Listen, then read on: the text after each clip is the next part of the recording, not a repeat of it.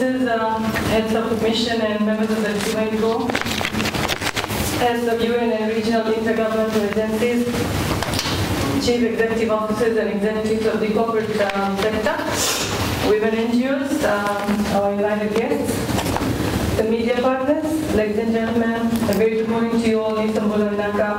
Assalamu alaikum and namaste. Thank you all for taking your time to be here this morning to celebrate with us the launch of this year's National Women's Expo. At this point, if I may say, the Fijian government did not hesitate to provide funding and support and commitment again to this year's event, because Fiji's first National Women's Expo last year brought out livelihood gains for which we will capitalize this year again. At the outset, I must acknowledge the strong stakeholder support that we received last year, and I'm sure this support will be strengthened this year as we take actions to connect our women to the markets. I wish to thank those partners who have worked very closely with my ministry and the women of Fiji in the recent years to build women's income generation capacities through financial literacy, training, and easy payment terms in terms of income generating tools. I wish to mention here the support of Westpac, ANZ, and Courts Fiji Limited, and I look forward to the circle of genuine partnership being widened as we move along. I also would like to take this opportunity to sincerely thank our media partners. Your generosity and support has been a pillar of strength for us to stage last year's Expo. And given the last 6 months of being in office, if I may say, we greatly appreciate the support all the media partners has given to us. And probably that's one of the reasons why you see us almost everywhere around the country. 1 minute we are in the north, and the next minute we are back in the west, and so that's what we do. And I thank the media for bringing it to light for the nation to see the commitment that the government of the day has today for the disadvantaged, which includes our women and children. So thank you, the media industry, for your support. And I'm sure that we will work together, and I'm sure that spirit will light up more brightly so that this year's event will be a greater success. Ladies and gentlemen, the very first National Women's Expo, which was held in August last year, over a 3-day period, had a theme celebrating Fijian women's talent.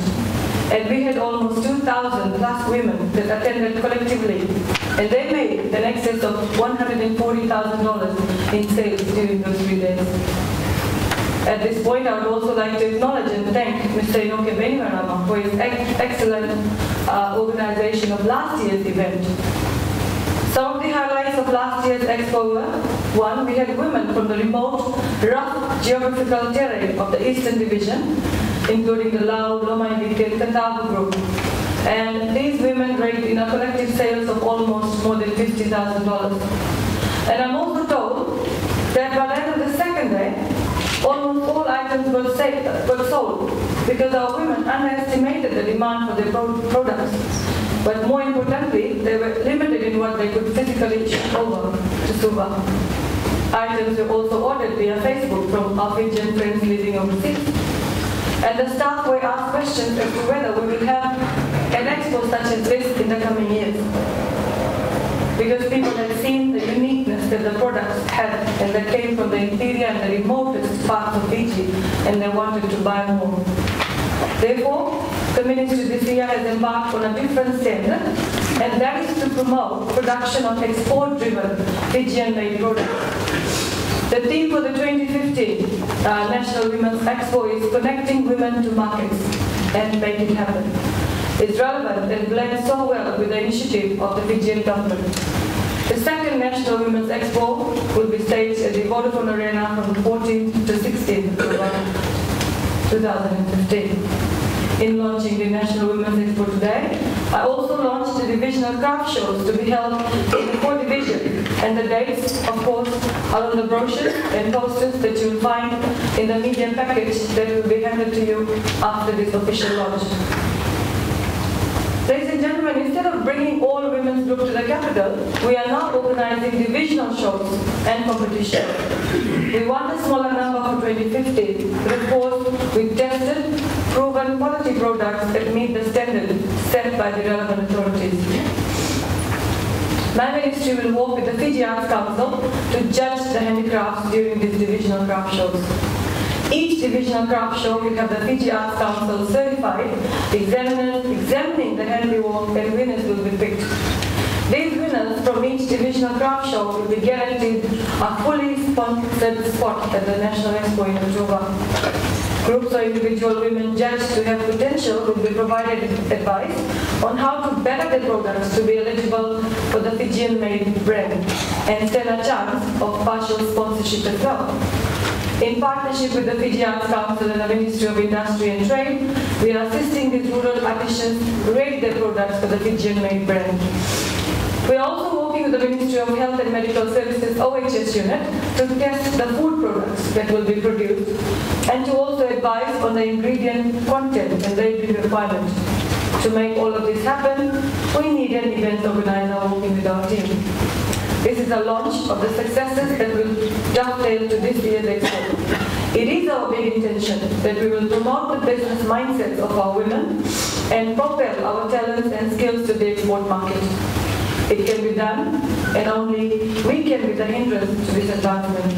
The Fijian government has given us a new opportunities that were not there in the past. Therefore, it is a gateway for self-reliance, raised self-esteem, and boosting confidence in our women.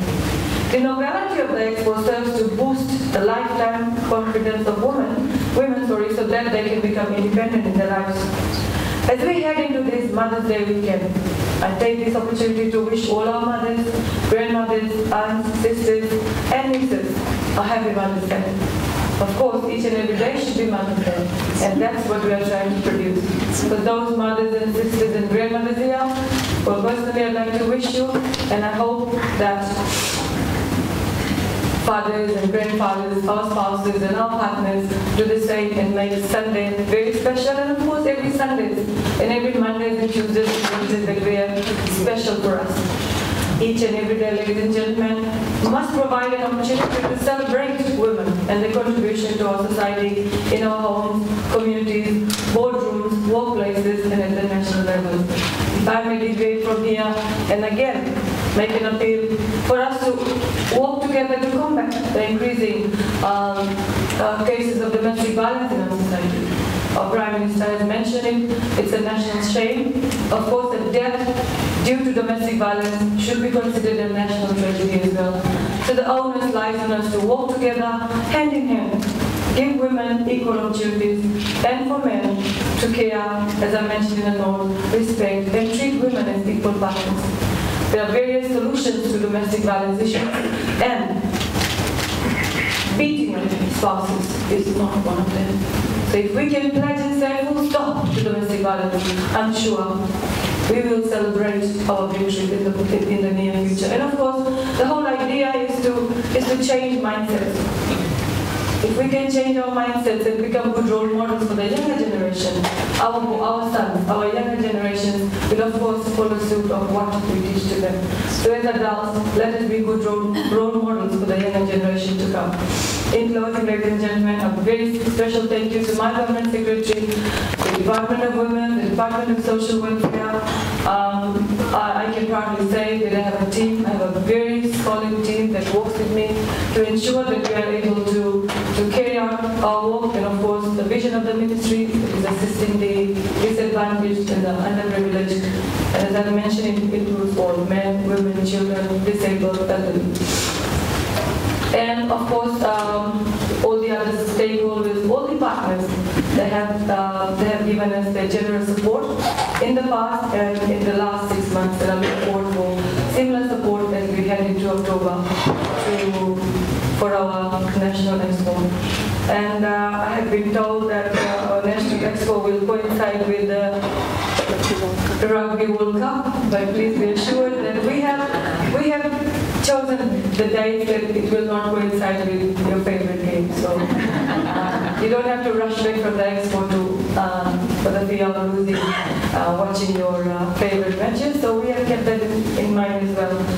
And on this note, ladies and gentlemen, it is my pleasure to officially launch the 2015 National Women's Expo and to also unveil the media packs that each of you will receive today. that. So on that note, thank you very much and enjoy the rest of the program. Thank you.